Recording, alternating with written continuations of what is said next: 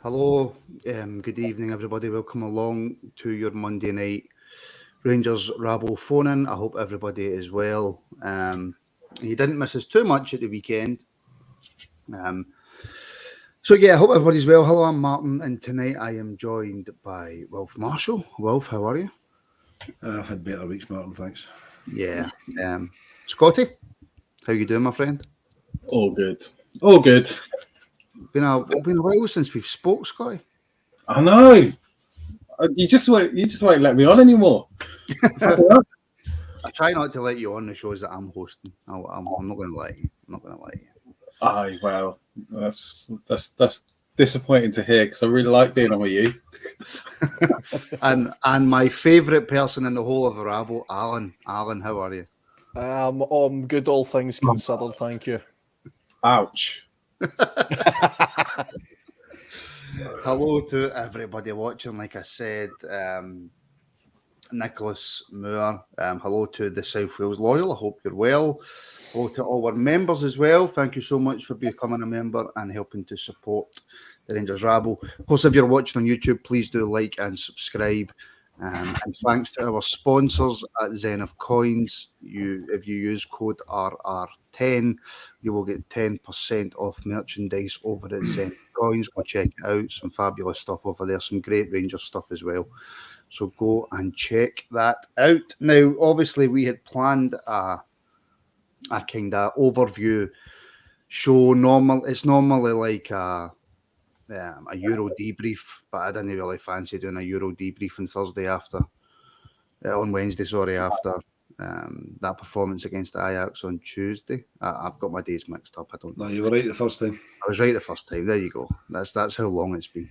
So we're going to have an overall chat about Rangers, about the last couple of results, where things are going. Are we panicking? Are we right to be worried? Is everybody worried? Is some people okay? Whatever. We're going to do that. Obviously, the extremely sad news of Her Majesty Queen Elizabeth II passing put a stop to all that for good reason. Then, obviously, we couldn't do our pre-match, half-time and reaction shows on Saturday because there was no football. And then, of course, it was announced that the game against Napoli will go ahead. It was moved to the Wednesday. We shall discuss that in detail. We shall discuss the ticket pricing in detail. We shall discuss Rangers travel partner in detail. And we'll probably have a wee chat about where we sit with Rangers right now, how we feel about Gio and the players, and how we see the season carrying on. The phone lines will be open in about 5 minutes' time because it'll be good to get your thoughts, hear your views. So when you see the wee ticker along the bottom change, you'll know it's time to phone in. Plus, I'll give you a wee gentle reminder. Well, before we come to the Napoli game, I don't want to talk about the Ajax game. That was rather depressing. But just in general, right now, how are you feeling about Rangers, Gio, and the players? I'll be perfectly honest. It's not, for the first time in my life, it's not something I really thought too much about. After the events of, Her Majesty the Queen passing on Thursday. On that subject, huge shout out to Alan who did a bit for the Rabble on Friday to explain why we weren't on, and it was tremendous. I couldn't have done that. I mean, if the subject comes up tonight, I'll probably struggle to hold it together even now because I'm quite an emotional kind of guy. But Alan, that was brilliant you did on Friday, so fair play to you for that. Thank you very much. I certainly couldn't have done that. And obviously, everybody at the Rabble's condolences go out to the King and the extended royal family at this very sad time.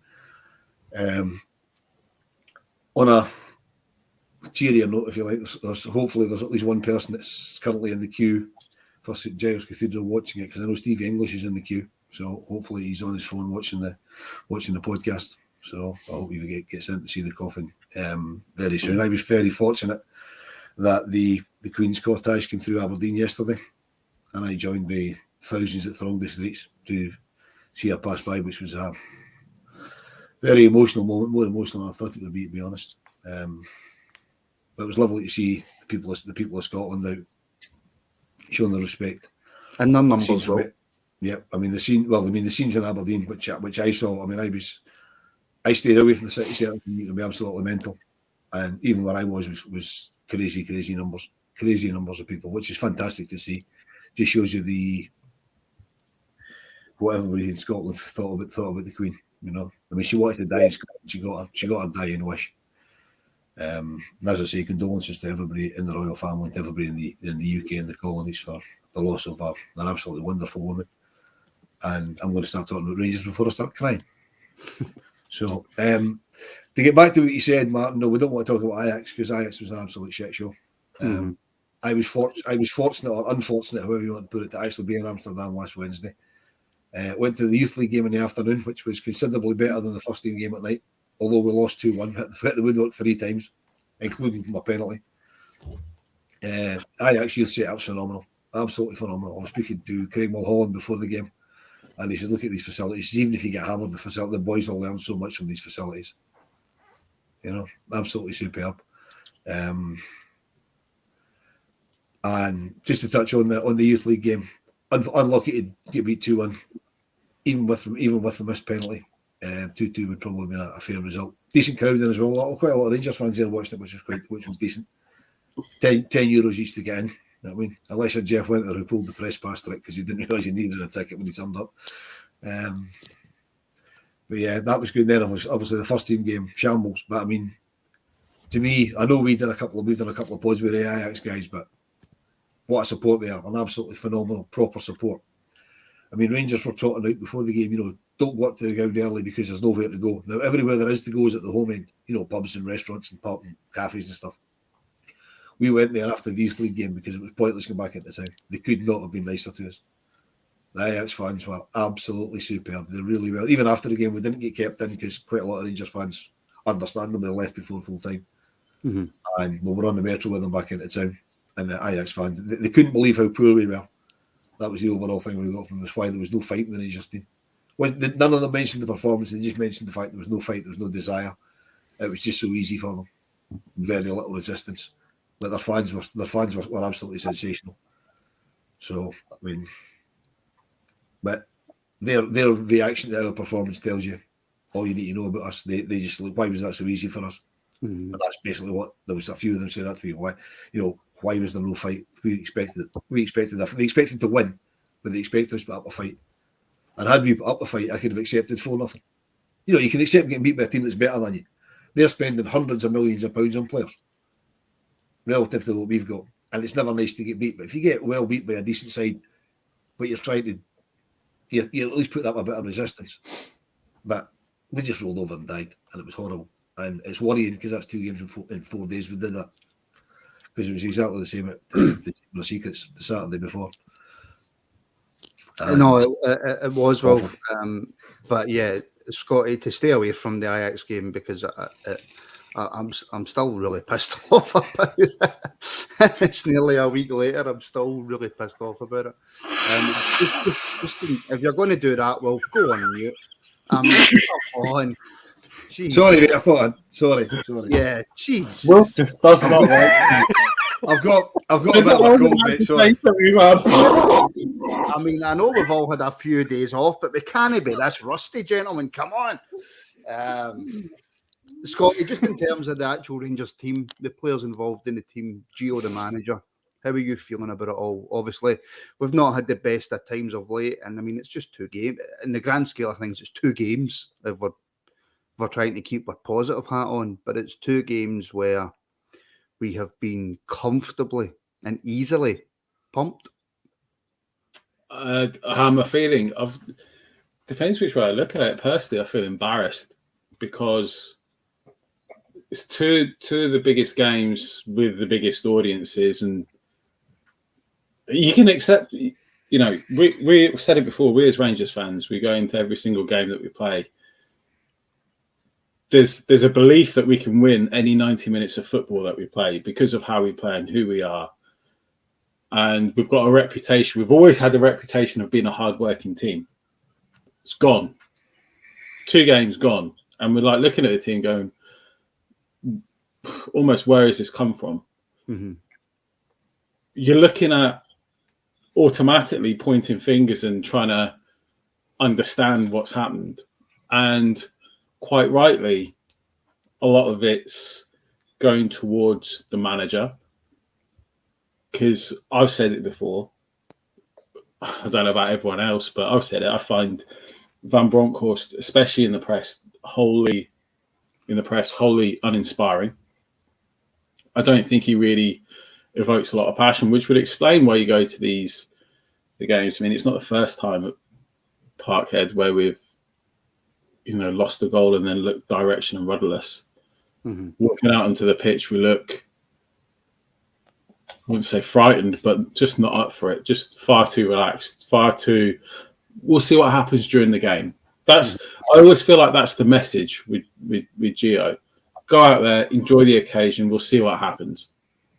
But you can't go into these games like that anymore. You can't go in without some level of aggression, snarly grit, wanting to tear your opponent limb from limb. And that was wholly missing, like from the past 2 games. And it's happened before. And we're fortunate we play in a league where we're expected to win 95% of our games. And I'm sure that domestically we can go on a run and win our games, but it doesn't change the fact that this is still an underlying concern. And then we look at the players' reactions during these games. We go 1-0 down, and that's it. We know. Like, we're looking at the body language, and we know that there's no one on the pitch willing to turn it around. We're looking at our key players, and I've always said before, in a European night, these players don't let us down. Ryan Kent doesn't let us down. We know that they're capable and they want to put in a performance. And I firmly believe that's because they have the personal, professional pride. And anything that they perhaps may disagree with in terms of style, management style, formations, tactics, they get on with it because they want to win. They want to be on that stage. Tuesday or Wednesday was the first time I felt, no, they're not happy. They're not interested. They thought like any desire that they had, as soon as they went 1-0 down, that was it. They didn't look at each other. They didn't fight for each other. Mm-hmm. That's the fundamental problem. And you don't just get that back by winning a few games. It's almost a case of the writing's on the wall. And then you look at, why is that? And you look at above Van Bronckhorst. You can point the finger and you can ask questions, and serious questions need to be asked of the direction this club is actually going in, or it wants to go in. Mm-hmm.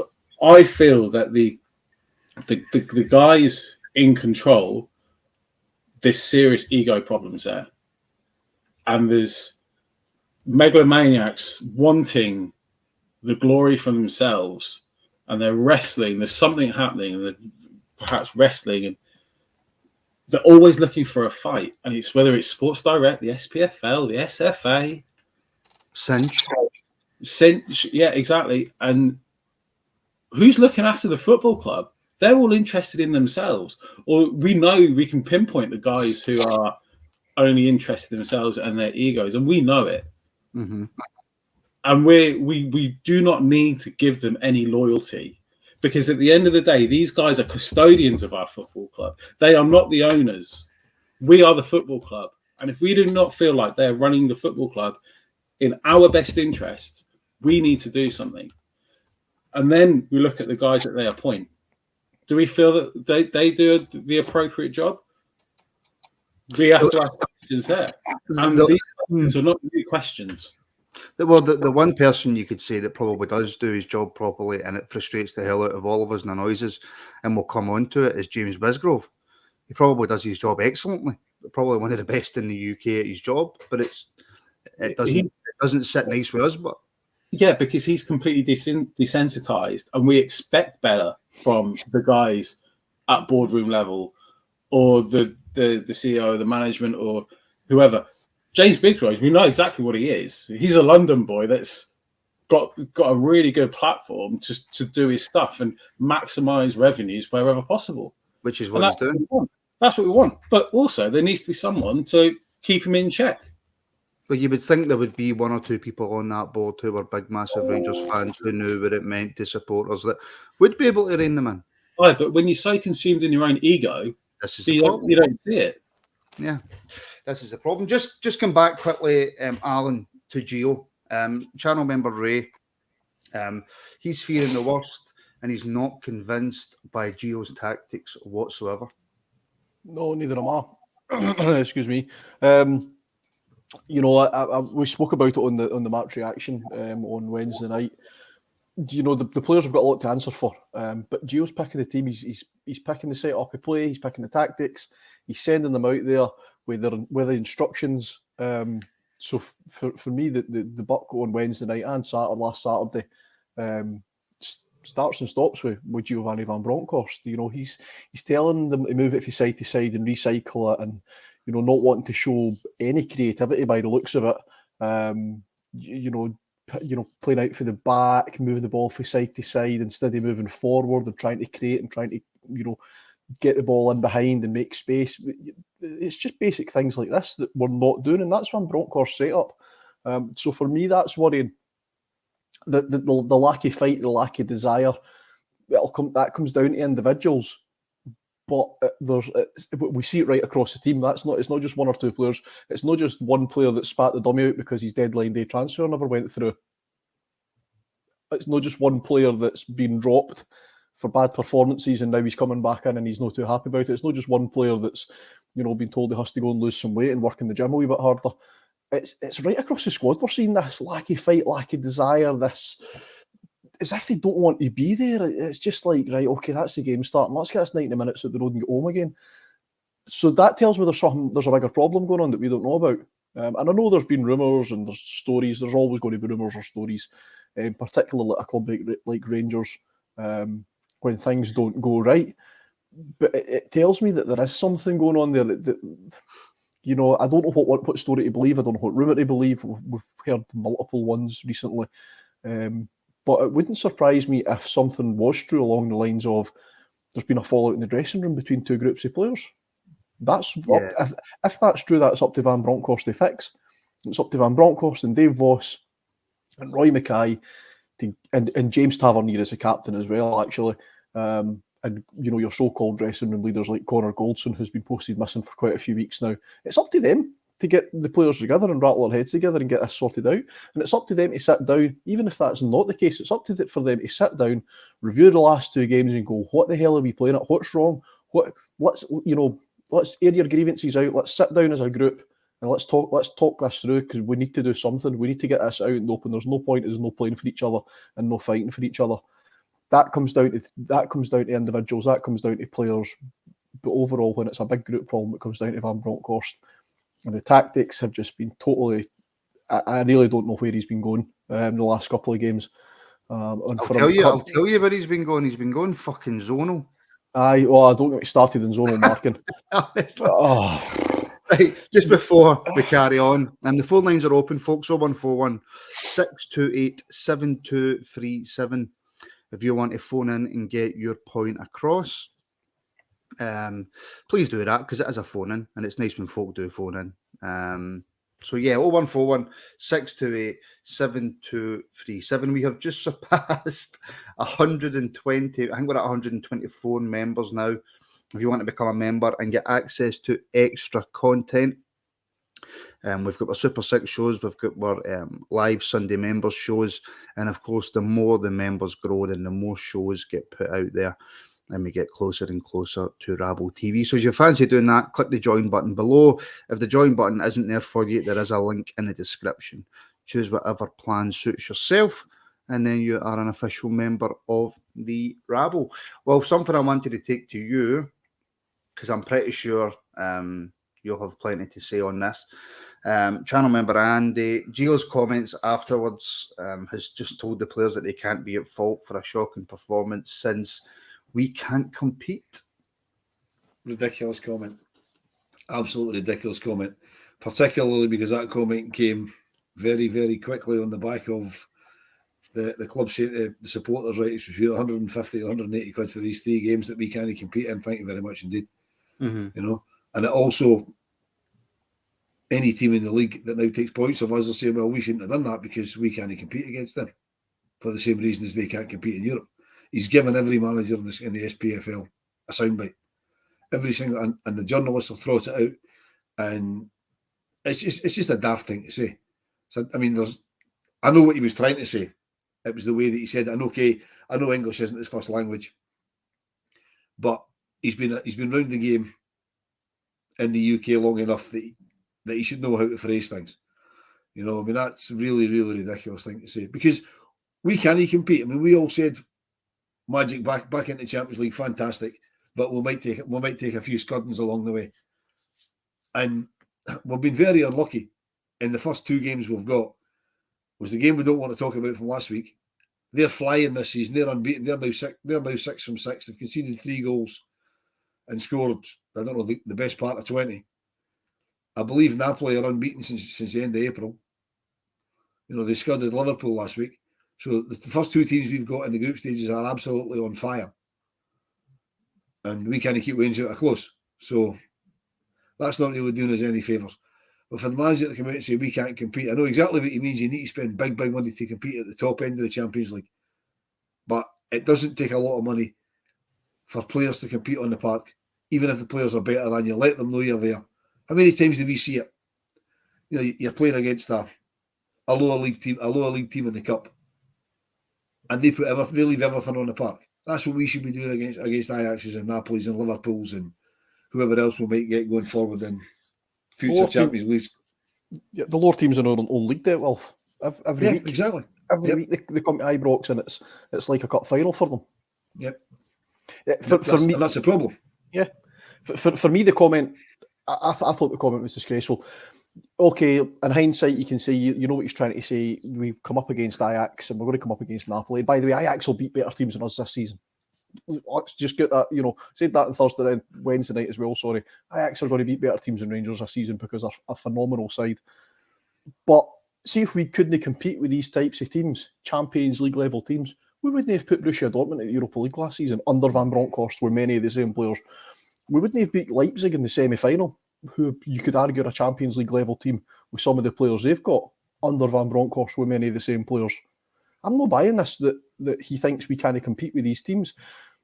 Okay, we might still get beat, but we go down fighting and we go down in a much better manner than what we did on Wednesday night. That's what I find disrespectful about his comments. Disrespectful to us. As Scotty said, the people that are putting their hands in their pockets and spending hundreds of pounds on Champions League home tickets, never mind hundreds of pounds on following the team all over Europe as well, like you do every single game, Wolf. I really found I was really disappointed with his comment. It was up there, and I know you could argue that this one was taken out of context, but it was up there with Goldson's comment after the League Cup semi-final last season, where he said that they knew at half-time they were beat. For me, it'd have been as well standing there waving a white flag. Yeah, I mean, as I say, the comments ridiculous. I mean, yes, we probably would get beat by a team like, because Ajax have spent a lot of money, as you say, they're a very, very good side. But there's ways to get beat. I mean, you could probably take 11 guys that are watching. Let's just now put them in a team, and they're again Ajax a harder game. They probably got absolutely annihilated. But they gave them a harder game, let them know we were there. It was so easy for them. It's just, and it was exactly the same Saturday before across the East End. You know what I mean? I mean, if both those teams had wanted to, they could have taken any amount of goals off us. That's the sad facts of life. No, there doesn't seem to be any fight, any desire, and there's definitely, as you said earlier, Alan, there's definitely something wrong. Don't know what it is. Haven't a clue, but I can't put my finger on it. I mean, is it because certain players are guaranteed a game? I mean, there's the manager turning around and saying, "Well, Tav's been injured for the last 2 or 3 weeks," but the only right back, the only slightly experienced right back cover we had, we've put him on loan to Legia Warsaw.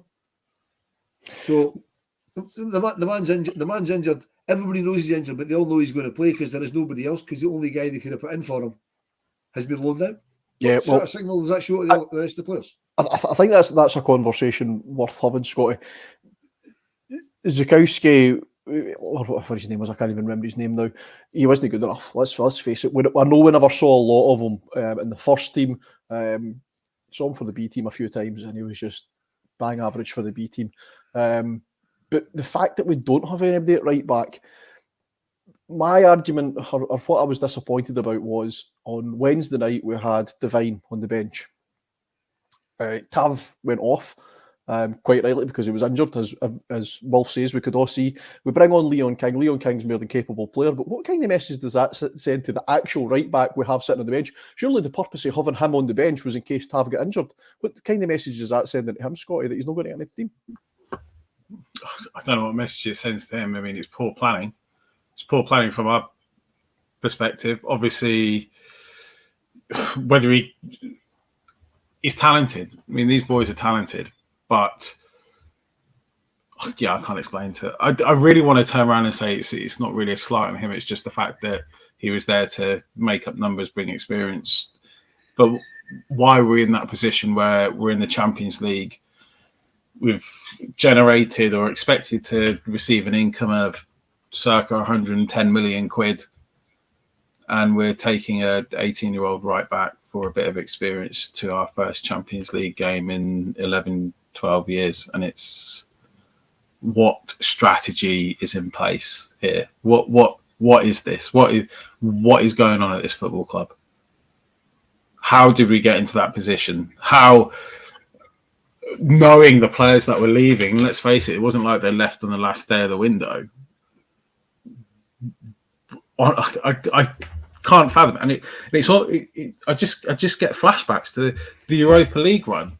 We finished the season without a striker. We had Joe Aribo up front. Pathetic. Yeah. And it's, if you keep making the same mistakes, what do you expect to happen? Things become fractured. They fall apart. And we all have our doubts about Gio. Some of us have had them for a long time. Some of us had a short period of time. But there's only so much that guy can do as well. There's only so much he can work with. And if he turns around and goes, right, okay, we've got one right back. Yes, he's a damn good right back. We've got one centre back that plays 70 games, but let's sign 3 or 4 centre backs that are constantly injured. And we'll do a patchwork our way through the season. You don't build a team on that. You don't build a squad of success. You can't play 70 games. This isn't new information. This isn't a new learning throughout modern football. This is something that has been in place for 20 or 30 years. We could go back to 2008 and look at the size of the squad then. That was far bigger than what we've got now. This is absolutely pathetic, and it's disheartening. Questions need to be asked. I don't even. Your original point. What does it say to Adam Devine? What does it say to the rest of the squad? Folks, just to let you know, Martin is working away in the background. There is a bit of a technical issue with the phone line. It is down at the minute. But keep your comments and your questions coming through on the chat. We'll get as many of them up as possible, and hopefully the phone line will be back up and running soon. Well, this was a point I made on the match reaction. The team looked knackered. 4 Champions League qualifiers, absolute circus at Hibs, and a really poor performance against Queen of the South. And that's for one of our members, SDM0979. What happened? Because we do look knackered. We look knackered after 30 minutes, never mind 2 games in a week. So what happened between now and last season when we were getting praised for how fit we were, and again that we could run through brick walls, and suddenly we can't do that? I wish I knew. I mean, last season there was all sorts of, the usual conspiracy theorists. So it's the water, it's the coffee, it's this, it's that. Well, we look absolutely shattered coming out the tunnel. We look. I mean, the Hibs game was an absolute shit show. I mean, what the manager was doing from down to 9 men, and he had no outball option. You can't sit in for 20 minutes. You're always going to lose a goal. That was always going to happen. But we've covered that till we're blue in the face. But we just look. I mean, the defence just isn't changing. You can basically pick the back 5 for every game because he doesn't change it at all. He just doesn't. They must be absolutely shattered because they're playing. They're playing it feels like they're playing every 20 minutes. I mean, the unfortunate events of the last few days has given them a wee break, but I don't know how much of a break they've had, whether they've been in training or what they've been doing. But, I mean... Well, let me ask you, well, just on that, let me ask you, and I know my answer to this. Were you confident you're going to Pittodrie and getting a result? No, not at all. I was more worried about going to Pittodrie than I was about going to Amsterdam. And look how Amsterdam turned out. So, I mean, the games on Saturday getting cancelled actually probably did us a favour from that point of view, because we're shit out of form, and if the one place you don't want to go when you're shit out of form's up here. because they'd be like caged animals. You know what I mean? That's just what they are. It's just the way they are. But the thing that concerns me is the next game up, as we all know, is Napoli. Now, Napoli are a decent side. You know, I mean, they took 4 off Liverpool last week. Liverpool's not a bad side, although they're not playing very well. They're still not a bad side.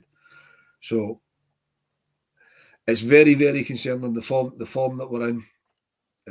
I actually played the under-18 team. Actually, as I said, I spoke to Craig Mulholland last Wednesday. When I saw the team, I said, look, here's the plan of attack, Craig. Zach Lovely's 45 minutes here. Get him off. And then he said to me, put him on the bench across the road. I said, aye. So I wish we could. Really wish we could. Mm-hmm. He saw what I was thinking. You know, you need to be putting guys like Zach Lovely on the bench in European games. Because let's be honest, you can't do any worse than what we've got up there just now. Because it's just not happening for them. It really isn't. Can I just make a point? No. And I'm going to anyway. I'm going to anyway. I've sat here biting my tongue. At the end of the semi-final last year, extra time, having gone to extra time in plenty of other games, and then talked about our fitness. I don't believe that's gone.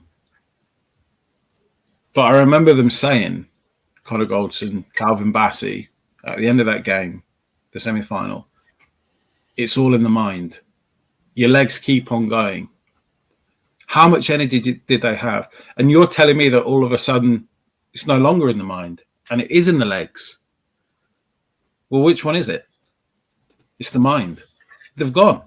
Not interested. Ryan Kent doesn't lose the ability to take on a man. He doesn't lose the ability to want to score a goal. Okay, yeah, well, his goal scoring record isn't good, but he's always attacking. Now he's going backwards. He's literally going backwards with the ball. It's fundamentally. Sorry to cut across you. For me, Ryan Kent. For me, it's all confidence in Ryan Kent. I mean, go back to the game at Parkhead. The first goal, we conceded that from a throw-in because Ryan Kent was trying to dribble the ball yards from his own goal. He doesn't do that when he's attacking. He won't take men on when he's attacking, but he tries to do it when he's defending because he thinks it's nice and safe because of whereabouts on the pitch he is. I mean, what he should have done there is what he does when he's attacking, is just get rid of it, which is what he seems to do when he's going forward. I think you're right. It's in the head. The confidence is completely shot, and I don't know why. Because you don't become a bad team overnight. Only they have become a bad team overnight. And it's more or less the same. The worrying thing for me is it's more or less the same players. I mean, we signed 7 players in the summer, but we're basically playing last season's team. And last season's team effectively is the season before's team. They've been here an awful long time, and none of the new players seem to be getting a look in. And these are players that the manager signed. Yeah. Has the manager signed them? Yeah, well, there's the thing. Well, I'm not convinced he has. I'm convinced because, and again, we spoke about this in a previous show. My thoughts are that because remember in the pre-season, it took us quite a while to sign somebody. I'm convinced we went after our first targets who the manager might have had a say in. We couldn't get them, and Ross Wilson has went to his old reliable and brought in players that he knew could get. So I'm not convinced Van Bronckhorst did have a say in all the players that came in. Maybe had his say in 1 or 2, but I'm not convinced. And even at that, you know, we're playing games and the vast majority of them, the 7 that we've signed, the vast majority of them aren't playing. Okay, Lawrence is injured. We maybe could argue that we missed Lawrence because for me, he's been the most consistent performer, other than Čolak, who's getting the goals, obviously. Ben Davies, again, we've heard rumours as to why he's been out, but it's good to see him going back. John Souttar's an absolute waste of space, if you ask me at this point. I can't even. Ridvan, we've hardly seen him kick a ball. Matondo's not been up to scratch at all, and Malik Tillman has just, you know, we all thought that he was going to be brilliant, and for me, the last 2 games he's been absolutely. It's pathetic the way he's been playing. To be quite honest with you, after the last 2 performances, I'd chip him back to Bayern Munich. The problem with Tillman's last 2 performances is he's been playing him out wide. He's never a wide player in your life. He's got to play number 10. Play him. The final fans flagged that up when Van Bronckhorst came to Rangers. He put square pegs in round holes. Mm-hmm. He's got round pegs for those holes, but he put the square ones in. You know what I mean? He's got plenty of players can play out wide, so play them out wide. Put Tillman where Tillman's useful, and he looks decent as a number 10.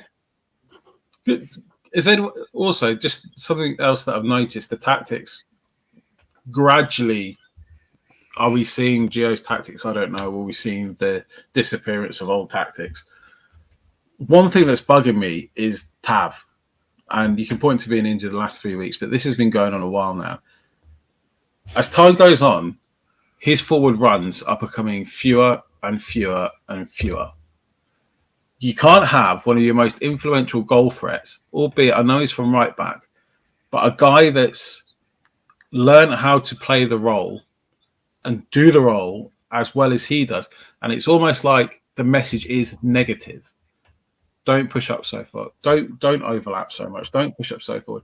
How many goals did you see over the last couple of seasons of Tav arriving at the back post? Even at, what was it? Probably Leipzig and Braga. Start of season, nothing. That's not down to our legs. That's just after a pre-season. That's not an injury. Mm-hmm.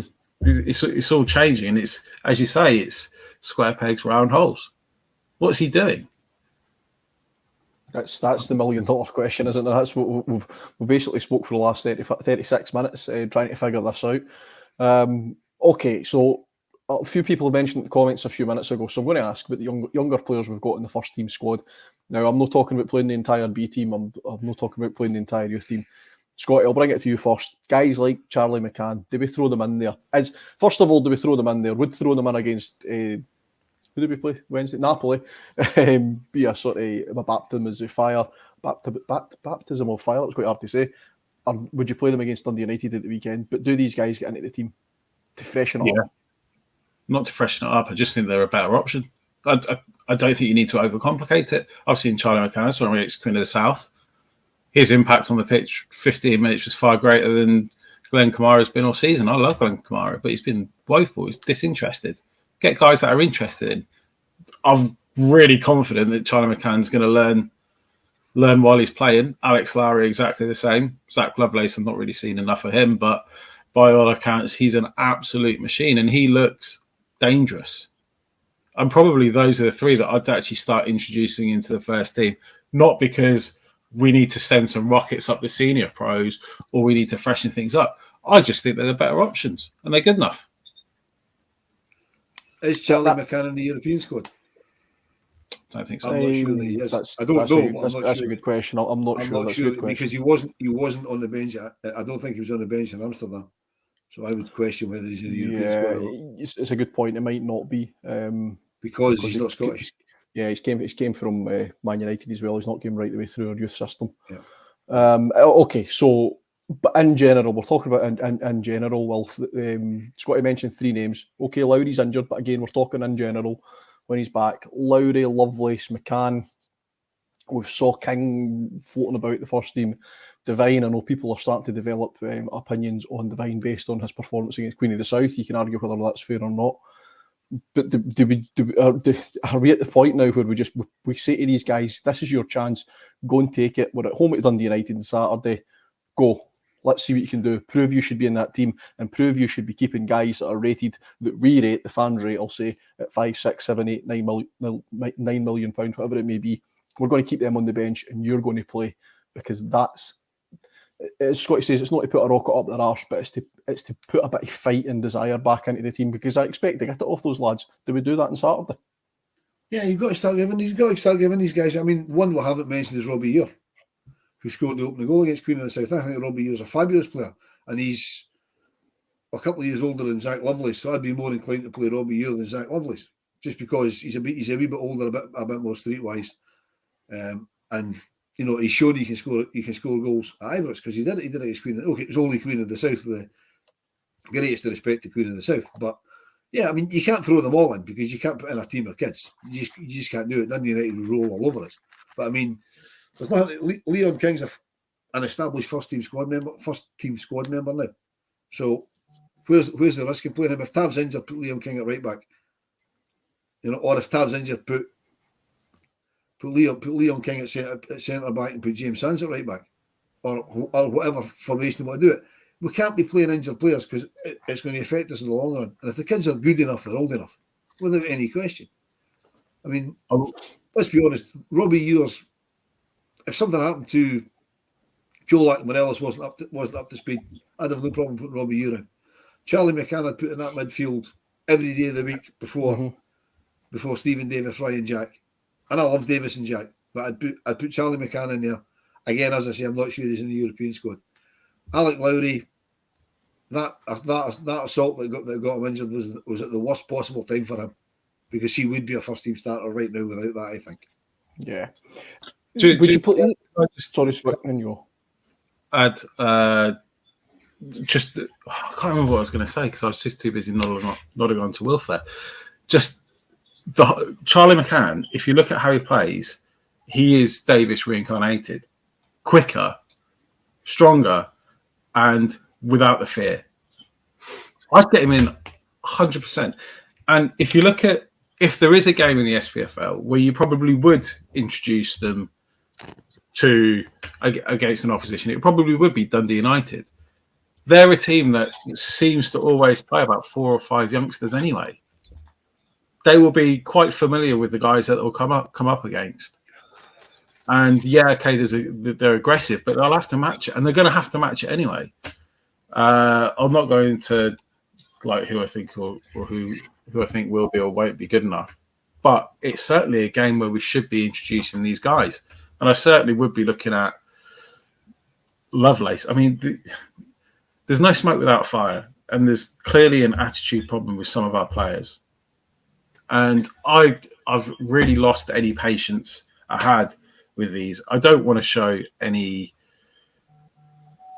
overdue or long loyalty just because of a reputation that they have, because quite frankly, they'll take the piss out of it.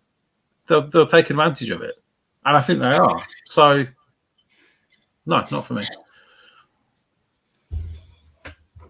My apologies, everybody.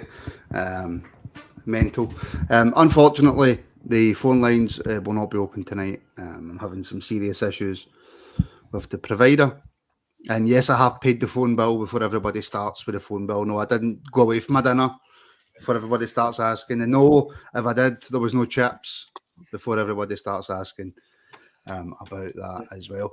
I just want to jump on. Martin, just to clear up the point I made, apparently Charlie McCann isn't in the European squad. I didn't think he was. I didn't think he was either. My daughter's just confirmed that he wasn't. So thanks for watching, Demi, and thanks for the information. Demi knows so much more about football than you. I know. We should really replace him. She can use Google. She can use Google. I can't use it when I'm on here because I always look Google. Yeah.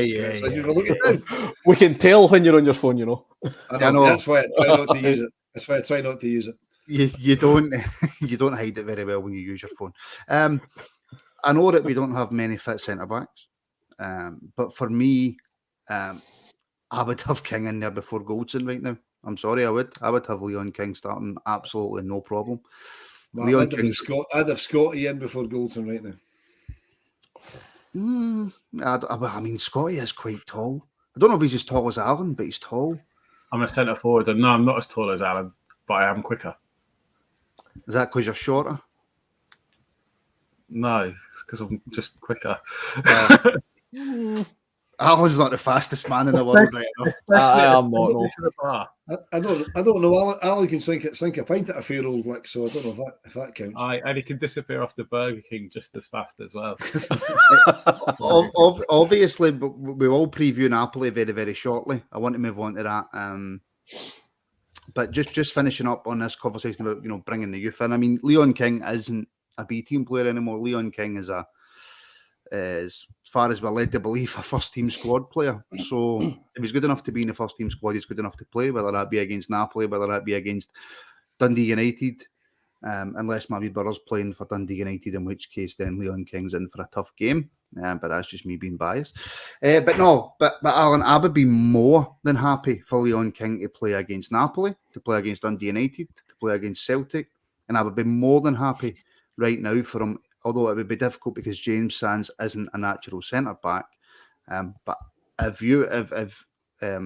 Goldson's left out the team and Leon King's playing, Alan, I have no issue with that. No, neither have I.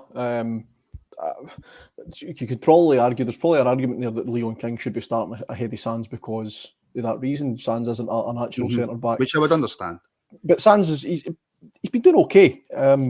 He's the one player over the last week, 10 days now, that you could probably say gets pass marks for effort. And he's not a natural centre back. And he reminds me a little bit of where Bassey was in his journey this time last year. When Bassey started playing at centre-back, he had a couple of nightmares and we were all pulling our hair out going, oh my God, he's never going to be a player. And he got better. He improved throughout time and throughout game time. And he grew into the player that, you know, we sold for more than millions, and we saw Alan's playing against us really well on Wednesday night. Although everybody played goals. For more than my Wi-Fi. Your Wi-Fi. Did somebody just put in the comments Martin's Reed Burrows, Charlie Mulgrew? Oh, he's older than me. My apologies, Alan. You kind of cut out there. Your Wi-Fi cut out. Sorry. I was just saying that Sands is sort of where Bassey was in his journey this time last season. If Sands can bulk up a wee bit and get a bit better in there, I think he'd be a great centre-back because he's done really well with everything else at the minute. But King's a natural centre-back, so King should be starting in there. And if you want to drop Goldson and play King and Sands together, then, you know, I'd be quite happy with that as well because Goldson deserves to be dropped. He's performed. If any player in our team deserves to be dropped if they've been having poor performances, Goldson's been having poor performances, so get him out the team, drop him. Simple as that. Is that fair, Scotty, on Connor Goldson of late? Has he been that poor that over Sands next to him, would you drop a natural centre-back for a... I mean, I'm going to contradict myself here, but I'm just going to play devil's advocate for a young boy who's not had much experience to play alongside Sands? Yeah. I agree with Alan. There is nothing you can point to over the last two games, and arguably since the season started, that says Connor Goldson is a nailed-on starter. You cannot argue, you can't put Leon King in because he's inexperienced, because the only way for him to get experience is to play the games. Mm-hmm. Have we seen anything from Leon King that makes you go, oh, perhaps not? No, nothing. Absolutely nothing. Have I seen something from Leon King that goes, this boy's a player? Absolutely. Mm-hmm. Even when he came on against Ajax at right back, unnatural position, he got done a few times by a very, very quality left winger. But he didn't give up. He didn't shirk. He certainly didn't shirk his responsibility on the ball. He certainly got down and supported the attack for a centre-back. Get him in. Mm-hmm. Does he look like he can handle himself aerially? Yes. Would that probably be better than Goldson? Probably. I've never seen a centre-back let the ball bounce so much. Do you know what I've never seen? A Rangers show, a Rangers podcast with so many references to Dundee United in the comments. Is it JD? No, it's everybody. I'm seeing Craig Brewster. I'm seeing Paul Sturrock. I'm seeing all sorts. I'm seeing all sorts of references to old style Dundee United players. What's wrong with all yous? Shocking behaviour. Because they're all your younger brother, apparently. Apparently so, yeah. To be fair, I look older than Craig Brewster, to be fair. Finally on this, Wolf, and then we'll talk about Napoli. Trying to remember, Michael, Goldson can't be dropped on Wednesday because all you have then is an untried pairing, and that would be wrong for Naples. Is that Ibrox? Is it not? Yeah, but you don't want to throw a youngster under the bus. Really. But is that throwing a youngster under the bus? Or is that saying to a youngster, baby, we've got all the faith in the world, then you go and prove it? That's fine. That's fine if it works, but you know what the Rangers support's like. We back youngsters to the help. If you throw in Leon King at centre half for Goldson, see if you put Leon King in beside Goldson, perfect, great, it'll work, no problem. Nobody will criticise me if it all goes pear-shaped. But if you put him in for Goldson and it doesn't work, then the Rangers support will have a field day with a manager, because you know what we're like. They might have a field day with a manager, but they won't have a field day with a player. But they'll blame him. It'll turn back around on the player. You know what it's like. I would have no problem playing Leon King at right back if Tav's not fit. Right now, Wolf, I would have more faith in a better performance from Leon King than I would Connor Goldson.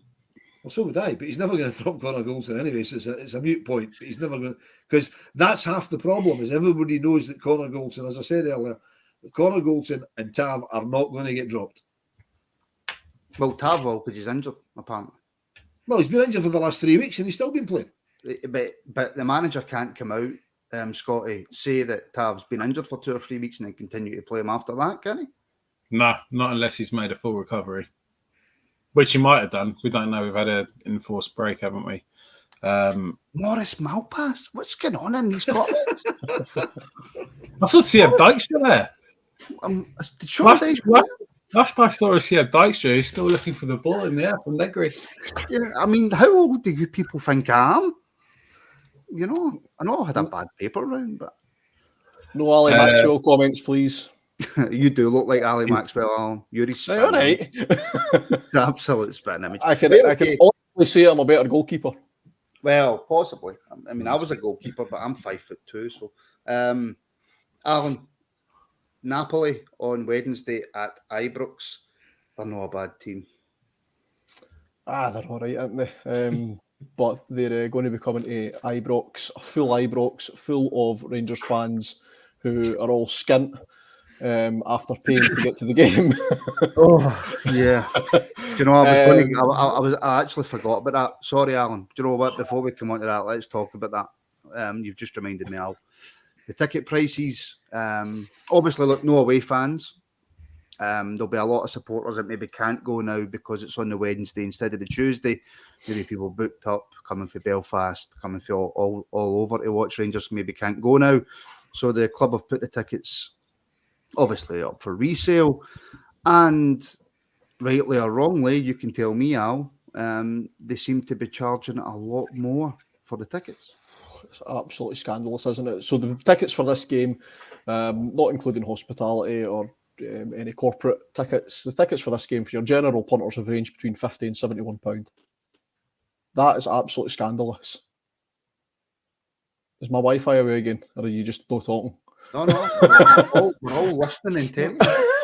I think that's absolutely scandalous. I know that the Rangers are obviously trying to make as much money as we possibly can from this Champions League stint that we're having, based on you know, the way we're performing. We're not going to get a European game after Christmas, so we're going to have to make as much money out of this as possible. But I just think £71. I mean, that's how much things cost these days. Who's got £71 for one game of football to go for one match at Ibrox? I really feel sorry for people that want to be taking their kids with them to these games. Because it is a big occasion and it is something you'll want to remember and you'll want to say, you took your wee boy to your wee girl, and you know that is a big thing for football fans. You know, it was a big thing in my family, and I really feel sorry for the people that aren't going to be able to do that because the club are robbing us blind. They are. And Scotty, you're on mute, by the way, Scotty. It seems to be, and obviously I'm just having a quick check. I've not had a full look yet. Is it £10, £12 on top of what season ticket holders get charged for tickets for their seat? But yeah, it's got to have some perk for a season ticket. At least it's only 150 to 190 quid package for 3 games. Fuck me, they couldn't give a fuck, could they? No. That's the way it comes across. Do you realise that somebody at Rangers Football Club's probably watching this podcast and all they can see is £4 signs sitting talking to each other? Yeah. I mean, you would think with the social media presence, right, that Rangers have got, they obviously monitor Rangers Twitter, as we call it, right, Rangers social media, right. The outcry when they brought out the initial packages for the season ticket holders, and everybody's saying 180 quid for 3 games is an absolute scandal. £60 a game, right, for 3 Champions League games. Probably isn't that bad, but really paying it all at once was a scandal. And then they come out and say, "Tell you what we'll do, see those £60 tickets, we'll just charge 71 for them, for guys that don't have season tickets at a day's notice or whatever." That's fucking read the room. I mean, they've just got to read the room. Rangers are getting really, really, really bad at reading the room. It's scandalous. There is, a mate of mine made a point to me earlier on. There's probably nowhere else in Europe this season that a single Champions League game is going to cost you 70 quid. If there is, I'd be very, very surprised. I'd like to know the comparisons. That includes Madrid. That includes Madrid, Barcelona, Bayern Munich. Includes all them. I can't see any of them. Bayern is like £2 to go to their games. I'm pretty sure Madrid I think I went to a league game there, and it was like 70 quid a ticket for a league game. So yeah, Madrid will be like mega expensive, but that's Madrid. Madrid's just an expensive city. We're talking about Glasgow. We're talking about post-COVID world and cost of living crisis, and they just couldn't give a fuck. They're so desensitized from what's going on, and it stems back further than the sheer lunacy of the idea of playing a friendly against them in Australia. And since then, they've learned fuck all. I mean, excuse my language, but it's opportunistic, it's disgraceful, and they should be ashamed. And they won't be. And I said this at the start. There's that many fucking egos at this football club that they don't care. They don't want to do what's right about the fans, and they don't understand their role of what they're doing at the football club. But the fans are partly the reason they're doing this, because they know that if Martin won't pay it, Scotty will. And if Scotty won't pay it, Alan will. And if Alan won't pay it, I will. And if I won't pay it, somebody else will. They know that, because they know that I get it, supply and demand, but give us a fucking break. You know what I mean? I mean, Give us a chance. What did they have? They had four full Ibroxes after Christmas in the Europa League. They've had 2 full Ibroxes for the qualifiers. They've sold out the 3 group games, and now more tickets have become available, and they just put the price up. Mm-hmm. I mean, they weren't expecting. I mean, what would they sell? They weren't selling those tickets to Napoli fans at 70 quid. They just weren't. No, correct. No. So anything they get's a bonus. So charge 50 quid a ticket, the same as everybody else. And do you know what's worse? That's still more than they were getting off of Napoli. Do you know what's worse? We see no benefit. Do you know what we're seeing? A declining. All we care about is the football. The infrastructure at the football club being safe, and the 11 guys on the park. And what are we seeing? The investment into the 11 guys on the park? Pathetic. Absolutely fucking pathetic. You don't need a master's or a football degree to know that there's deficiencies in this Rangers team. It's obvious. It is so obvious. And my eyesight is terrible. I can see it. Yeah. It's going to be interesting to see what happens over the coming months with the board and tickets. And I think we'll be having a few more conversations about the manager over the coming months. Hopefully it's more positive. Martin, before you move on to Napoli, can I bring up something again from last week? Talking about it, it's got financial bearings as well. Are you going to talk about CTM? Yes. Go for it. All right. This CTM debacle with Rangers, right? Now, I'm sure everybody's aware by now that with 3 European away games this season, the CTM's pulled the plug on the 3 of them. Now, the one last week was ridiculous because it was 8:30 on Tuesday night. They pulled the plug and said, we're not running a flight. After originally saying, for £629, we'll fly you from Glasgow to Amsterdam. 2 days before, they went, I'll tell you what we'll do. We'll fly you from Glasgow to Brussels. And it's 2.5 hours each way to Brussels and back. And then the day before the game, they said, see, the return flight, it's going to be to Prestwick. It's not going to be to Glasgow. It's going to be to Prestwick. And then, as I say, 8:30 the night before the game, so less than 24 hours before the game, they went, we're not going, we're pulling the plug on it. Right? Mm-hmm. Now, Rangers should have, this is down to the mismanagement of Rangers again, that the board can't see. They should have pulled them the first time when they pulled the USG flight. They should have went, no, we don't want you as a travel partner. Right? Then it happened again for PSV, and it happened again for Ajax. Now, Rangers quite rightly have come out and said, look, everybody will get a full refund. That's fine. They've had to wait a week for the refund, which is ridiculous. It should just be automatic, especially this day and age. They also said that anybody that couldn't make the wrong way across was going to a screening of the game last Wednesday. Fantastic. See, the bit that really pisses me off is that everybody that was booked to go out to CTM last week is guaranteed a ticket for Anfield. To me, that's wrong. Because there'll be people booked on that flight that wouldn't qualify by the way that the system that they use for a thing. I mean, I'll get a ticket for Anfield, I'd like to think, right? I know guys that were booked on the CTM flight that now know they're guaranteed a ticket for Anfield, that think it's an absolute scandal that they're guaranteed a ticket for Anfield because CTM pulled the flight to Amsterdam last week. If we started that debate, we'd probably be here until I start work at 6:30 in the morning. Graham, if I'm taking this the right way, they can't read. Were you just bringing that up there, Al? They can't read the room, empty the room. If I understand what you're meaning by that, Graham, that ain't going to happen. That just ain't going to happen.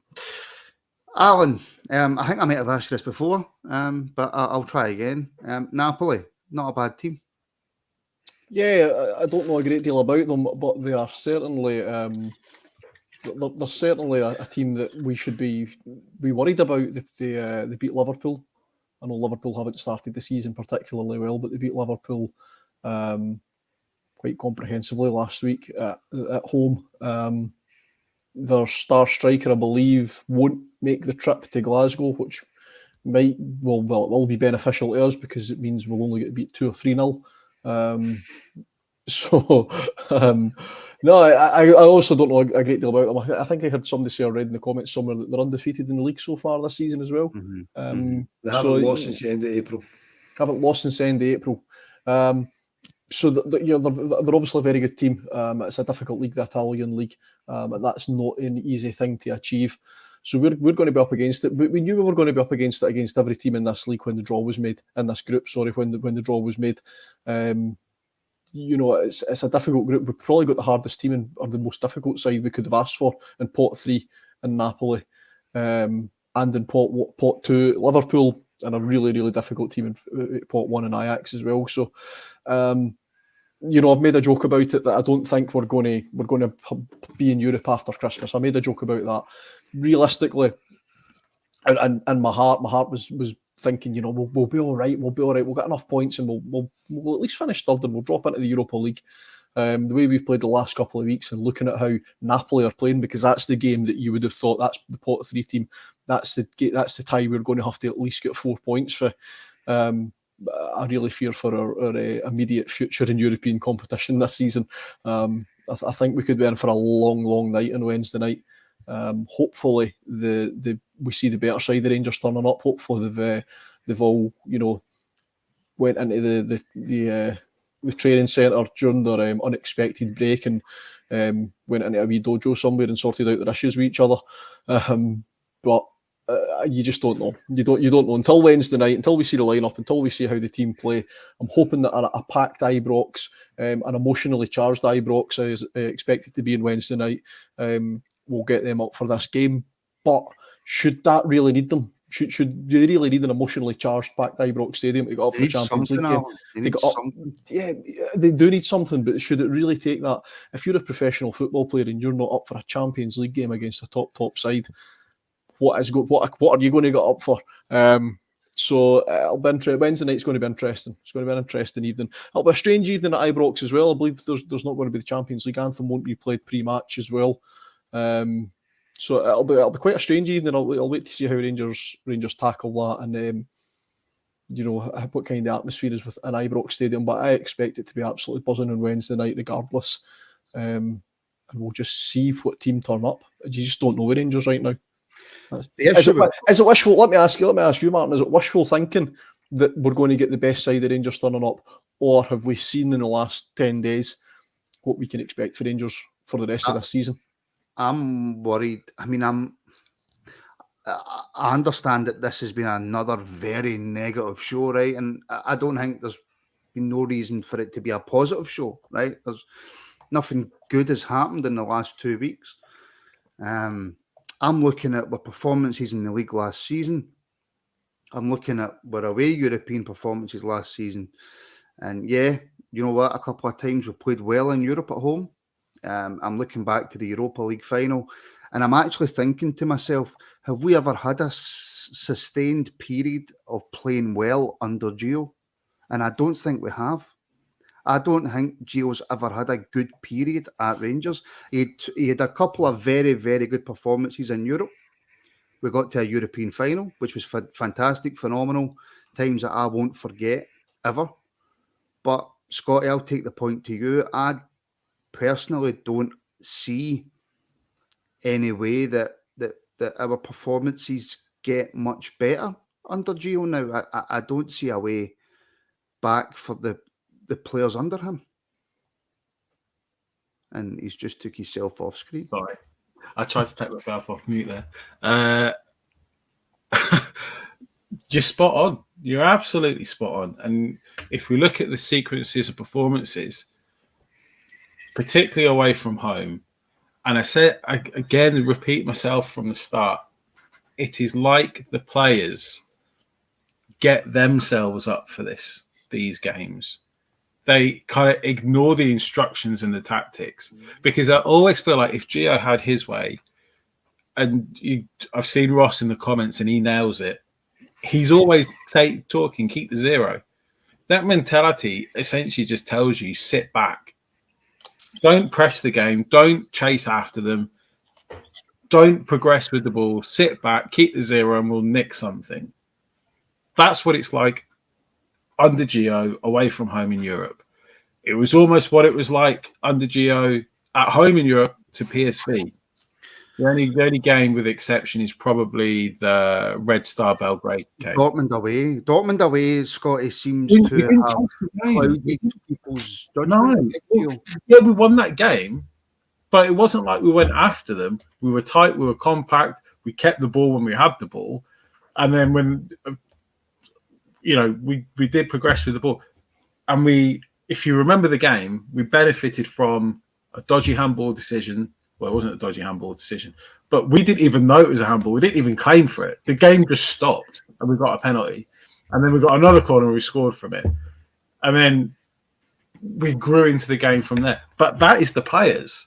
That isn't Gio's tactics. That is the players. Every other challenge that we've had in a one-off game, and this is where I fear, because the run last season was very much away from home. We looked terrible.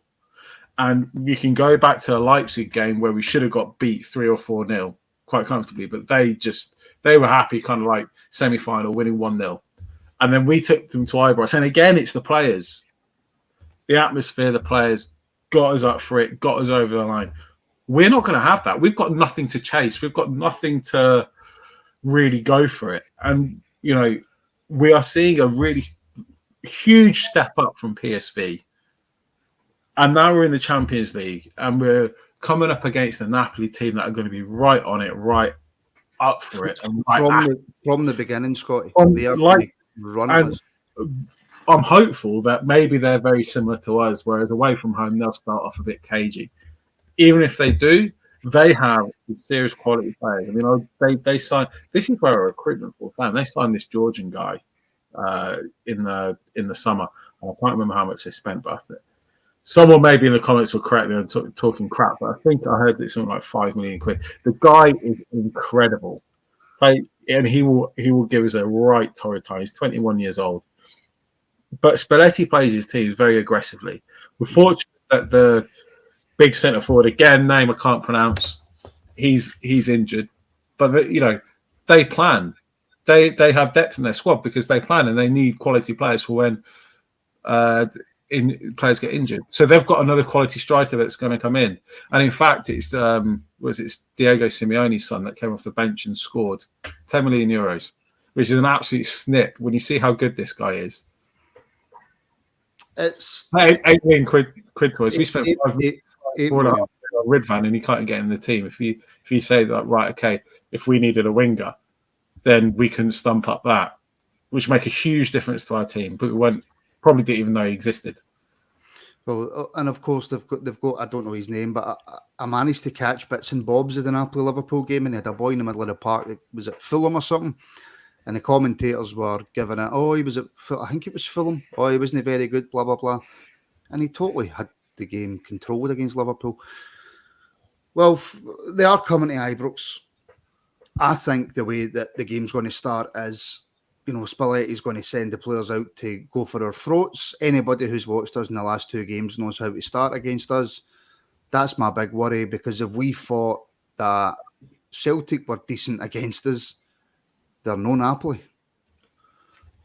Well, I haven't seen any of Napoli. I didn't see any of their game last week against Liverpool.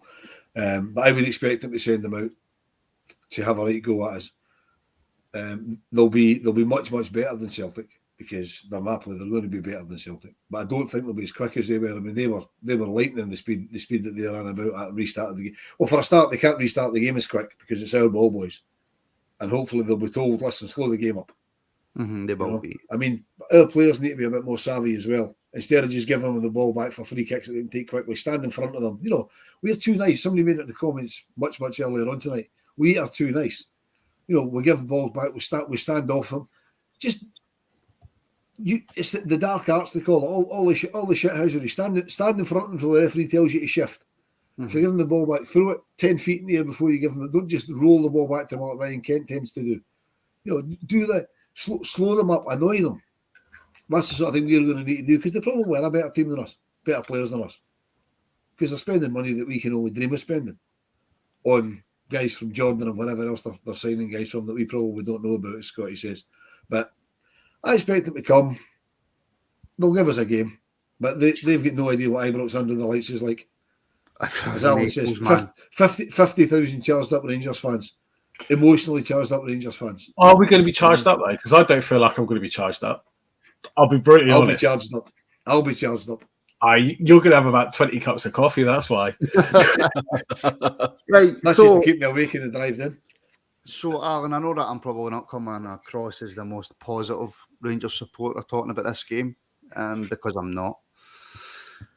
What does Gio have to do? What do the players have to do before we even come to the election? I don't think you're alone, Martin. I think there's loads of people, including myself, who's not particularly confident or positive going into this game.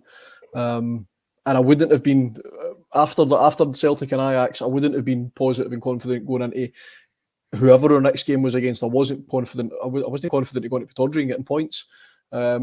So it doesn't matter who we were playing. So you're not alone there. What Gio needs to do? That's a good question. Completely change his football and philosophy. Is it as simple as that? I mean, I'm not a manager, Alan, so I don't know. I wouldn't even begin to tell you how does he set up against this Napoli team, because they'll have watched, clips, and they'll have all the information about other games in the league so far. We're taking it. Look, they've pumped Liverpool 4-1. Liverpool are a very good team, albeit they've not had the greatest start to the league, but they've just pumped a very, very good team 4-1, albeit at home. They're now coming to us. We've been really poor in our last two games. So to play complete devil's advocate, does Gio just keep doing what he's doing and trying to get the players to listen, or does he have to change things up for this game? He needs to change things up. He needs to take the shackles off of Tav if Tav's fit. And as we spoke about, he needs to say to Tav, go forward, be that goal threat you've been in the last couple of seasons, be that attacking, creative threat you've been in the last couple of seasons. He needs to play Tillman in the right position, because Tillman isn't a wide player, and I'll give him that. I think his attitude comes down to Tillman. The lackadaisical passing, the sort of no looking as if he really cares. That comes down to Malik Tillman, but the fact that he's playing in the wrong position won't help. So if you're going to give Tillman the chance, he needs to play in the right position. Can I just stop you there, Al? See on Tillman, and maybe I'm completely wrong here, right? Maybe I'm just trying to defend him a wee bit too much. Tillman's came from a football team and probably an academy where see the passes that look lackadaisical. See the other players in that team he was playing with, they know where to be. They know when to receive that pass. He doesn't even have to try and make a pass because everybody around about him knows what he's doing. So maybe he looks lackadaisical, but I just don't think he's playing with the players that have got the same football brain as him. I think that's right. The issue. That's he's playing with Scott Wright. I don't think I really need to say any more than that. But that's where he needs to work harder. If he's got to realise he's not playing with the same players he's been playing with at Bayern Munich, and he's playing with guys like Scott Wright, and he's got to be smarter. He's got to realise, Scott Wright's not going to get into the positions that my teammates at Bayern Munich were getting into. So I need to find him in the position that he is going to get into. If Tillman's as good a player as what we like to think he is, and what what we've been told he is, then he should be intelligent enough to do that, to be able to adapt and say, I'll find Scott Wright regardless of where he is. And then it's up to Scott Wright, to prove his worth with the ball, what he does with it. So for me, that does come down to Malik Tillman. So what you want is a player who's an exceptionally good player to be less good? That's what you're asking him to be? No less good, smarter. He needs to realise that the smart thing is what he's doing. The unsmart thing is what all the players around about him are doing.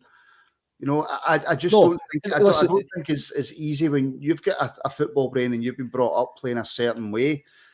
you can't then think, right, well, I know the way that I'm running, a player should be here. Then you're trying to guess where a player who's not as good as you is going to be. And you can't guess where a player... But he shouldn't be guessing. He's been here for 3 months now, so he shouldn't be guessing. He should know, do you know what? I would love to play that. I think he should be thinking, I'd love to, the way we should be advancing up the park, I should have a teammate in whatever position it will be. Right. I want to put the ball there, but I know Scott Wright's not going to be there. I know Scott Wright's going to be 10 yards behind that. So I'm going to play it 10 yards behind. It might be 10 yards. No, because then surely he needs to No, it's not up to Malik Tillman to drop to other people's level. It's for people to step up to the best players' level, and that is where we're falling short. Yes. You're absolutely right. You're absolutely right, Scotty. But if Malik Tillman knows, whoever it may be, Scott Wright, Fashion Scala, Antonio Cholak, whoever it may be, if Malik Tillman's got the ball at his feet 30 yards out and he wants to play it down to the right channel, but he knows nobody's going to be there, why would they play it down into the right channel in the first place? He's just going to lose possession. So he needs to be switched on and go, right, I'm not going to play it to the right channel because there's not going to be anybody there. Alan, because it should be.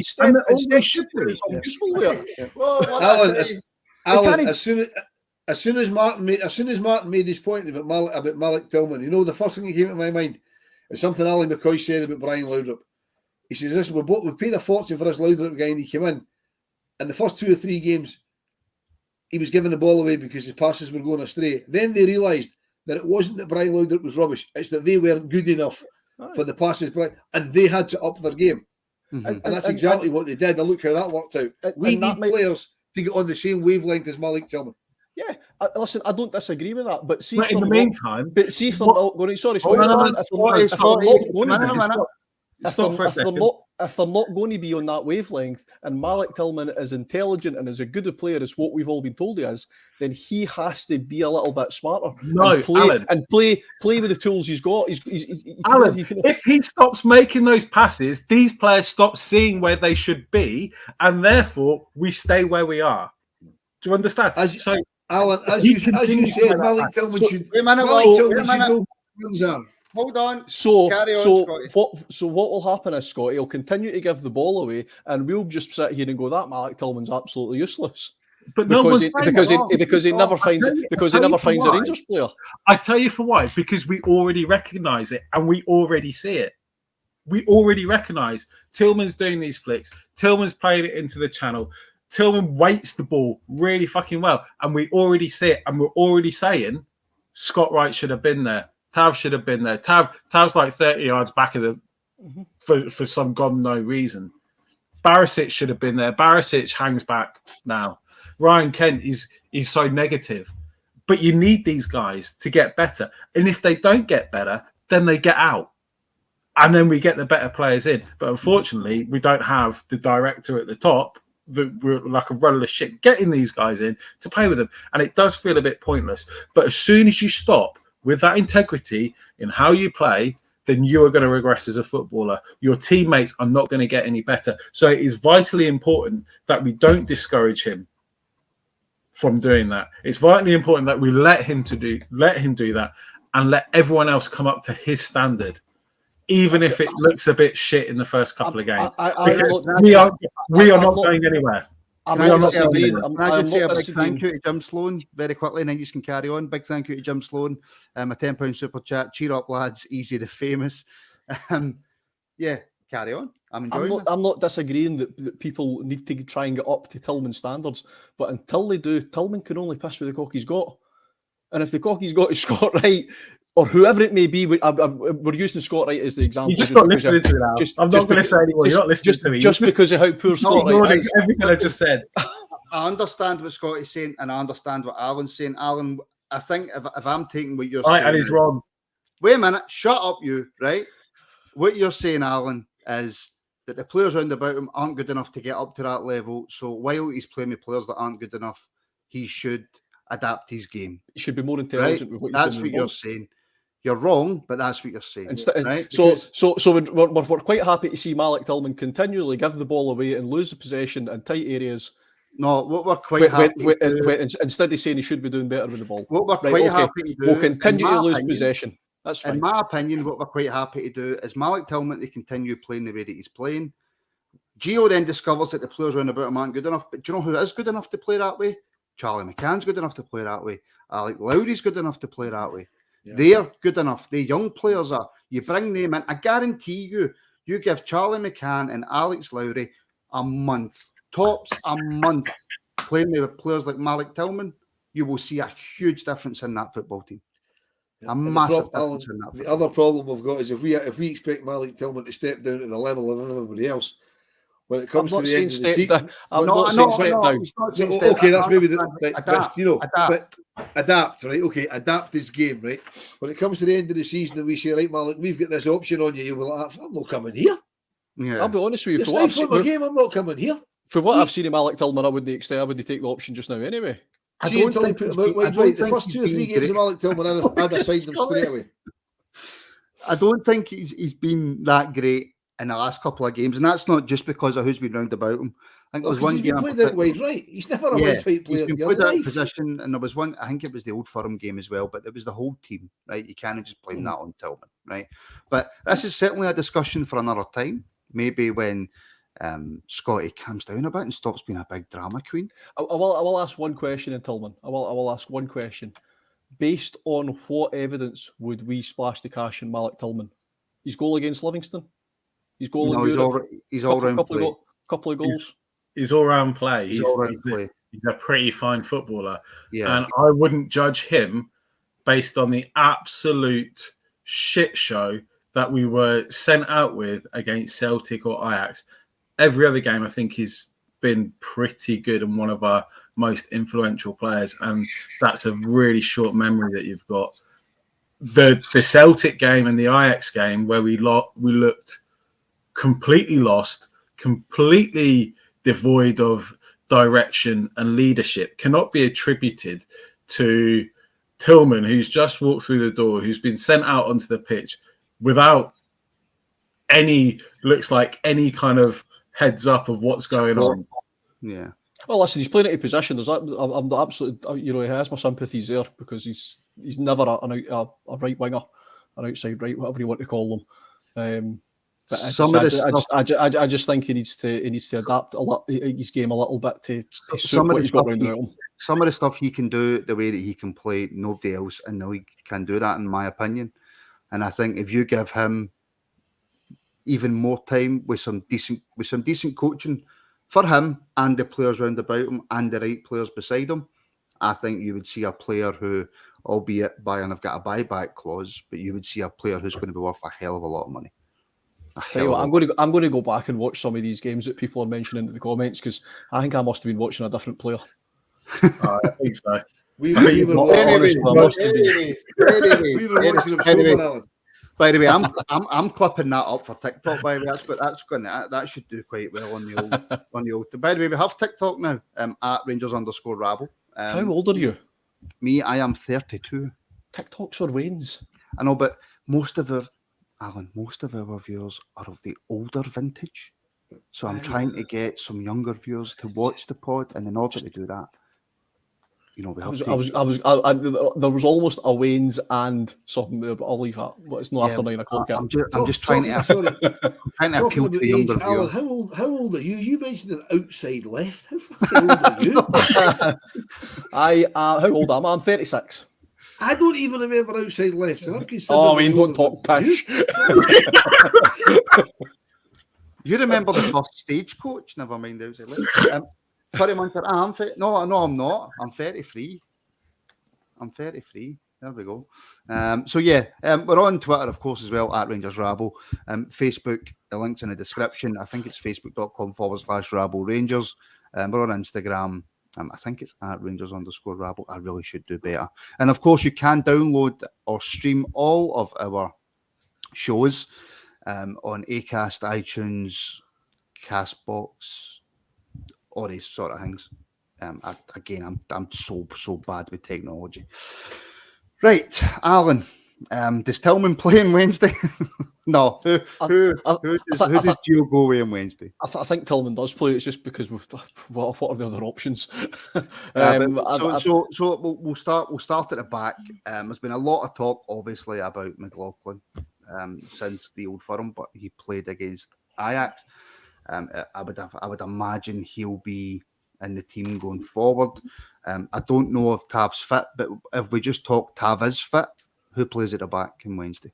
I think it'll be the back. The back's going to be McLaughlin, Barisic, Sands, Goldson, and Tav.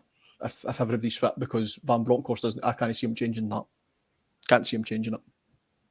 Any arguments to that, Scotty? Nah. No. Pretty much spot on. Spot on, Will. We can pick the team. We know what it's going to be. If we hadn't been going for an hour and 25 minutes, I would have tried to draw it out, Scotty. But I think you're right.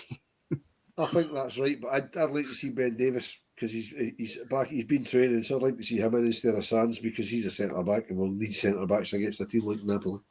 But Sands will play. Would that be risky, Scotty, bringing in Ben Davis?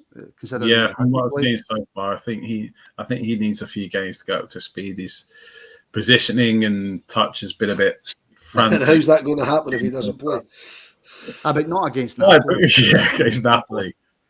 Like King's more up to speed, isn't he? I'd rather have King in than Davis. Not saying that King's a superior defender to Davis. I just think, as far as a touch and composure would go, I think King will be more prepared than Davis. That's all. I want to see Davis long term because obviously we've spent a lot of money on him, and I want to see the best of Rangers and get the best players out on the park and actually work out who that is. Because right now I don't really have a clue. I think we're more likely to see Davies on Saturday than we are on Wednesday. Yeah. But it is going to be Sands. You start to throw that in, but it is going to be Sands. I mean, John Gage is saying, look, drop Goldson and stick in Ben Davis.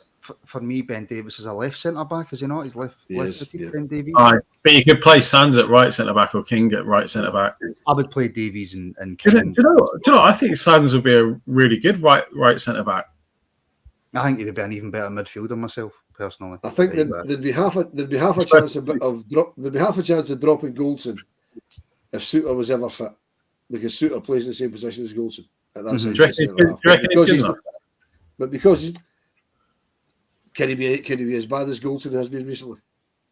I think Suter's got a bad rap because, again, I know it seems stupid, but he was like a position on the left. I think he's a really good player. Right, Wolf, midfield, Wolf. Right, okay. My midfield, I've got Kamara, Lundstrom, and Tillman. Is that where you think they'll play or where you want them to play? That's what I hope the manager does. It's not what I think he'll do. But now, what do you think he'll do? what I think he'll do is Kamara, Lundstrom, and Davis. Aye, I Davis and Jack. Yeah, Alan, I would imagine. Do you know what? Actually, I don't know. I just had a feeling that he'll play Davis on Wednesday. And he'll hang Tillman out to dry on the right-hand side with Kent on the left. Yeah, that's my worry. And hopefully Kent will look interested, but I doubt it. But will he play Cholak up front? We're going to come to that. We're going to come to that. Well, just because Scotty got that far up the park. So, but Scotty's just jumping the gun as usual, right? I want Alan's opinion on the midfield, and then I'll come to you first, Wolf, about up front. Yeah, I think it'll be Kamara, Davies, and Lundstrom. And I think we'll see Kamara in that further forward role again that I don't think suits him. He doesn't like it. He can't play it. No, he can't. But we'll see Kamara in the role that Tillman should be playing. Put it that way. Yeah. To give him a chance. If we want to give Tillman a chance, we need to give him a chance in his proper position. Yep. And he's... Is that a reverse light side here coming out of your computer? No, absolutely not. Because I still don't think he's been what we've needed him to be so far this season. But I did say that during the debate as well. If Tillman's going to be given a chance, he needs to be given a chance in his right position. But playing him out wide, it's no good to us playing him out wide, and it's no good to him. If he continues to play him out wide, he'd be as well not playing anybody out there. Yeah, I mean, look, Curry Muncher, look, go Fallon, no way. It's not. Listen, that's not what I'm saying. What I want to happen, that's what I think will happen. I think that's exactly the team Van Bronckhorst is going to play. That's what Gio's done, Curry, for pretty much most of the season. The front three, Wolf. look, we'll talk about the centre forward in a wee second, but I can't see him dropping Kent. No, he should, but I can't see it.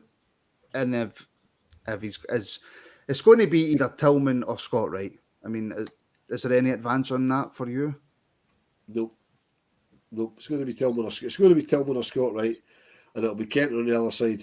But the way Kent's been playing, I'd stick somebody else out there. Put Matondo out there. He can't do any worse than Kent has been. But he's not going to do that. It's not the team we want to play. It's the team we think he's going to play. So Kent will play. I would expect Tillman to be out wide. Although he does like Scott Wright, so he might put Scott Wright out there. That's what I was just going to say. I could see him possibly starting Scott Wright, and that isn't the answer. That's just... No. I've said a few times, I like Scott Wright, and I really wanted it to work for him at Rangers, but it just isn't going to work. Yeah, he'll do a job for us against Ross County Ibrox. Okay. He should be able to do a job for us at that level. But coming up against a team like Napoli, even playing teams at the so-called top end or domestic league, like Celtic or even Aberdeen, Scott Wright just isn't cutting the mustard at Rangers, and I'm really disappointed to say that because I wanted it to work for him.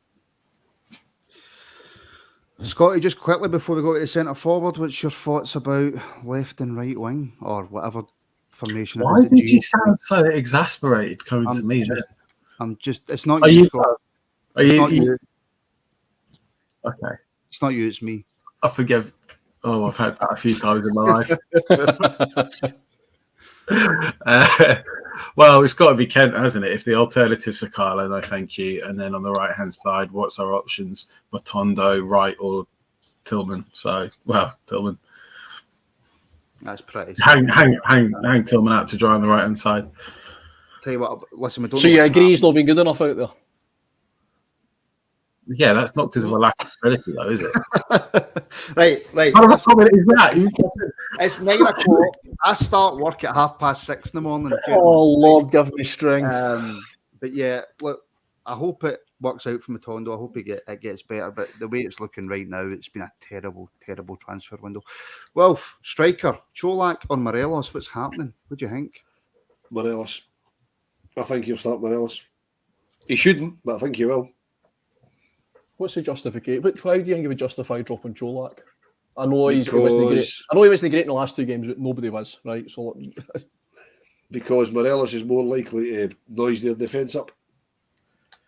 He's a bit more mobile, holds the ball up better, and we're going to need because we're going to be sitting in a lot. So Alfie holds the ball up a bit better, I think. I'd be starting Cholak because if we make a chance, we have to take it, and Cholak's the man that will take it. Is he? Because he missed that one at Parkhead. Yeah, that wasn't the easiest chance. That was 3 yards from goal, right on his coupon. He should have buried it. Couldn't. He was stretching. Yeah, because he missed time his jump. Right, okay. But at least he was there. Jeez, I should go, really, shouldn't I? Yeah, what is it when you're the night Scotty? What's going on? I'm too pissed off. I've been holding on to this for 2 weeks. Sorry, Wilf. So I think he'll start Morelos, but I'm sure he won't. I'm sure he'll start Cholak, but I don't really know. One thing's for sure, it'll be one of the two of them. I mean, Morelos hasn't had any minutes, Scotty, which was strange in the Ajax game. Excuse me, he got 10 minutes against Hibs. Well, there you go. You get 10 minutes against Hibs. My apologies. Everybody's at the arguing. Pulled his hamstring running back up the tunnel. Yeah, but the thing is, Scotty, I thought that, the way the game was going in Amsterdam, the fact that he didn't even get 15, 20 minutes really surprised me. And that's why I think he'll go Cholak on Wednesday. Well, to be honest, I don't think Gio even thought about it. I don't think it really crossed his mind because I don't think he's quick enough. I don't.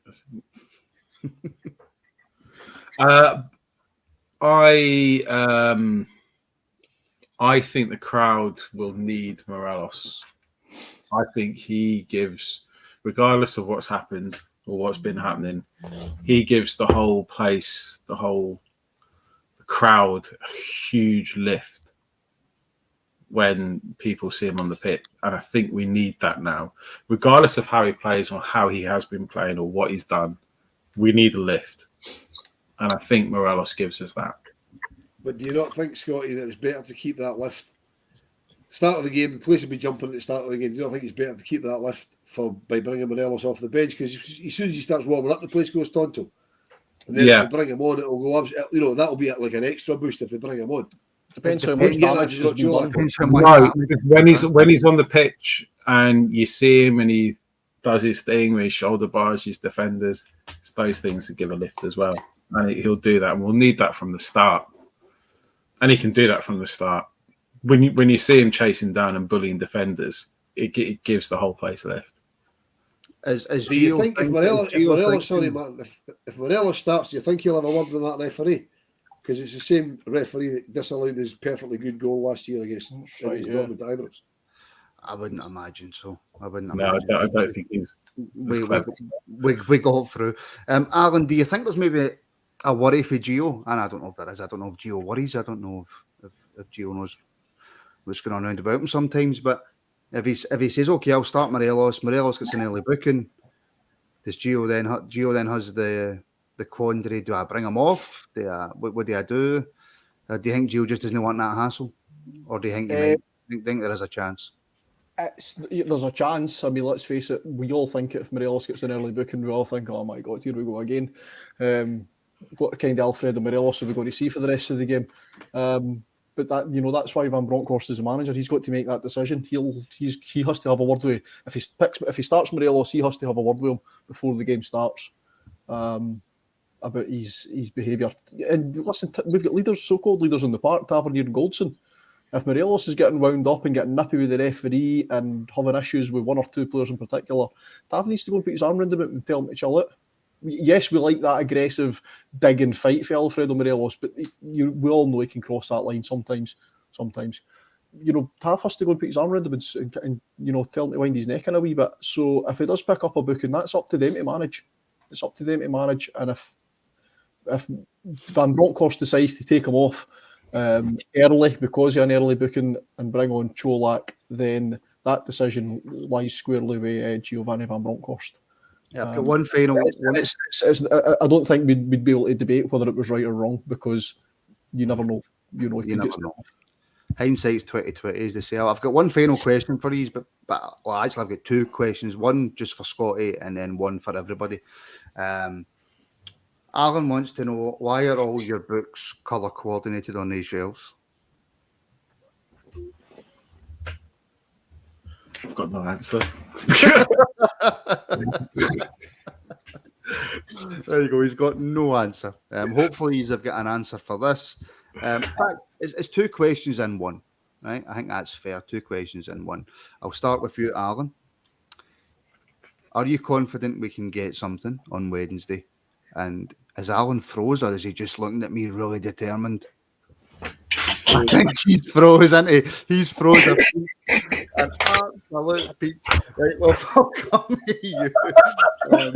Do you think we can get something? And no, we've got to bring him back. And give me a prediction, Wolf. Oh, where's his face? Come on. Oh, sorry, what? You want a prediction? Do you think we can get something, Wolf? And give me a prediction. Honestly, we'd be really hard pushed to get something, but we'll win 2-0. Scotty?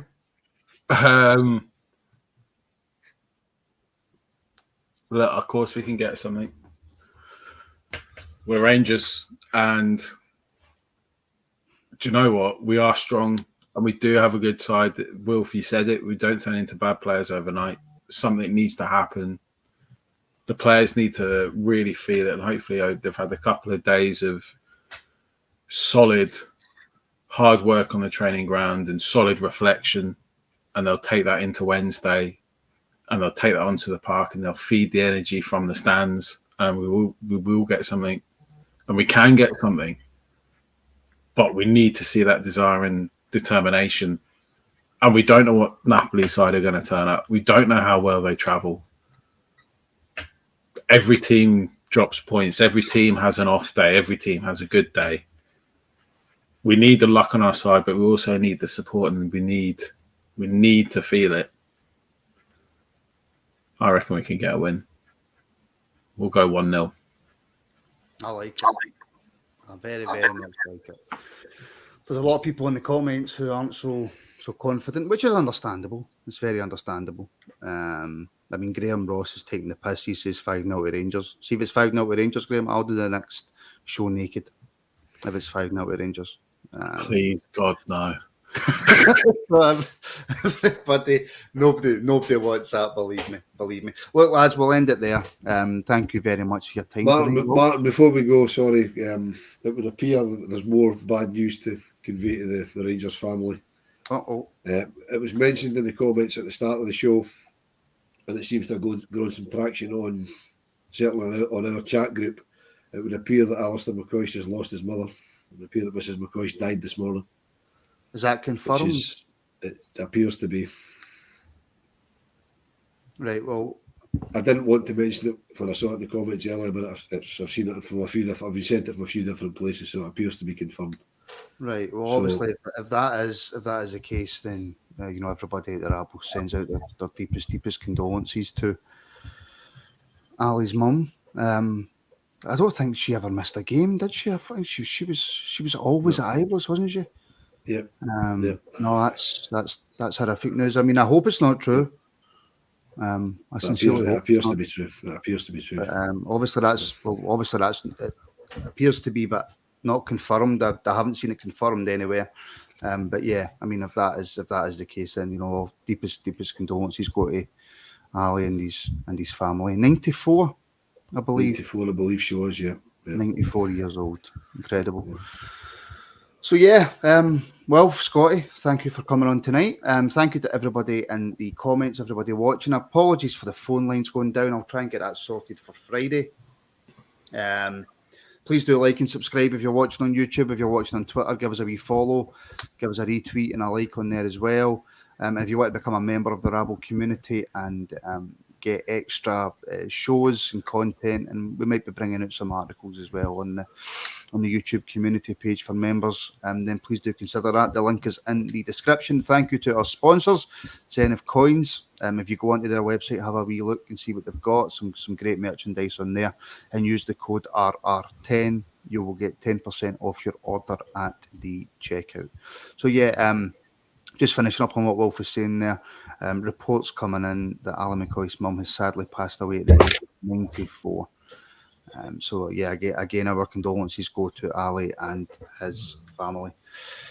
So thank you everybody for tuning in. We will be back on Wednesday with our build-up to the Napoli game an hour before kick-off. We will have a half-time show, and then of course we will have full match reaction. So until then, thank you for watching, and we'll speak to you all very, very soon.